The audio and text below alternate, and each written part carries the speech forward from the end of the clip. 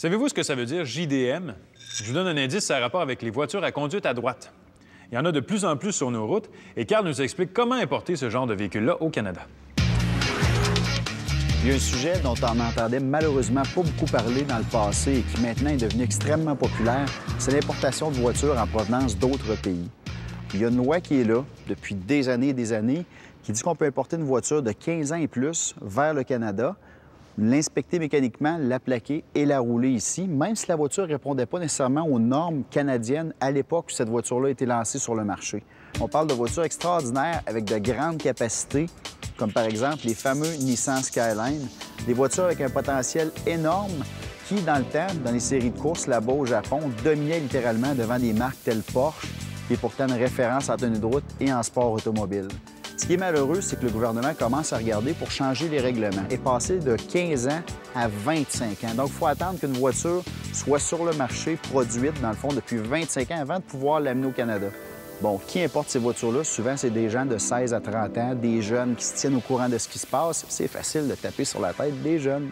Alors qu'on laisse des gens virer avec des poubelles sur nos routes, littéralement, des Ford Tempo, des histoires comme ça, les silencieux qui traînent dans la rue, pas de frein, des suspensions tout croche. Par contre, on veut empêcher des voitures en parfait état qui proviennent de pays qui ont des normes plus sévères que nous autres en ce qui a trait aux inspections. Au Japon, il y a des inspections régulières à passer sur les voitures. Et si la voiture ne répond pas à toutes les normes, elle est refusée tout simplement. En ce qui a trait d'amener ces voitures-là au Québec, qu'est-ce que ça comporte, qu'est-ce que ça fait? Bien, je vous suggère à la base de travailler avec un importateur qui est spécialisé là-dedans, qui est professionnel. Ça va vous faciliter la tâche, ça va être extrêmement simple. Vous demandez à peu près la voiture que vous cherchez, le type de bagnole, et ils vont vous suggérer plusieurs méthodes. Au Québec, il y a un club spécifique qui est rhdquebec.com. Sur le site Web, il y a un forum qui est particulièrement intéressant. Vous allez avoir des questions. Questions faciles. La première question que tout le monde va nous demander, est-ce que c'est légal? Est-ce que je peux rouler dans les routes au Québec avec une voiture qui a le volant à droite? La réponse est oui. Vous allez avoir des informations, entre autres, vous poser des questions sur les assurances. Vous allez voir quelle compagnie vous accepte.